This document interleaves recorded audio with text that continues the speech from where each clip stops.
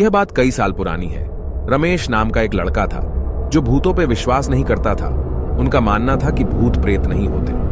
मगर एक हादसे के बाद उसकी यह सोच पूरी तरीके से बदल गई। रमेश गर्मी की छुट्टियां मनाने के लिए अपने गांव गया हुआ था। जब पहले रमेश अपने गांव जाता था तो वहां पर वह अपनी छुट्टियां आराम से मनाता और वापस आ जाता था। मगर इस बार जब अपने गांव छुट्टियां मनाने के लिए गया तो वहां जाकर पता चला कि इस गांव में सर कटा हुआ एक भूत घूमता रहता है। खैर, रमेश ये सब बातों पर विश्वास नहीं करता था। उसे लगा कि उसके घर वाले उसे बाहर घूमने नहीं देना चाहते, इस कारण यह अफवाह फैला रहे हैं। एक दिन दोपहर के समय गर्मी बहुत ज्यादा थी, इसलिए वह गांव की बगीचे की ओर चल गया।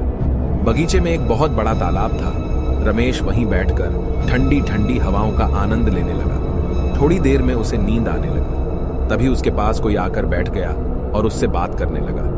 रमेश भी आधी नींद में उस आदमी से बात करने लगा। बातों ही बातों में उस आदमी ने रमेश का सारा अतीत उसे बता दिया। अपना अतीत किसी गांव के आदमी से सुन के रमेश की थोड़ी सी नींद खुली और उसने सामने बैठे आदमी की ओर देखा तो रमेश के होश उड़ गए, क्योंकि उस आदमी का सर था ही नहीं। एक ही झटके में उसकी नींद उड़ गई और उसकी आंखें खुल गई। तब तक वह आदमी भी वहां से गायब हो गया था।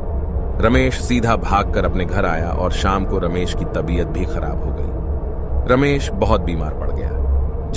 जब रमेश के घर वालों ने उससे पूछा क्या हुआ है, तो रमेश ने सारा किस्सा घर वालों की बता दिया। उसके घर वाले पास के ही गांव से एक तांत्रिक को बुलाया। जब तांत्रिक ने उसका झाड़ फूंक किया तब जाके रमेश की तबीयत में सुधार हुआ।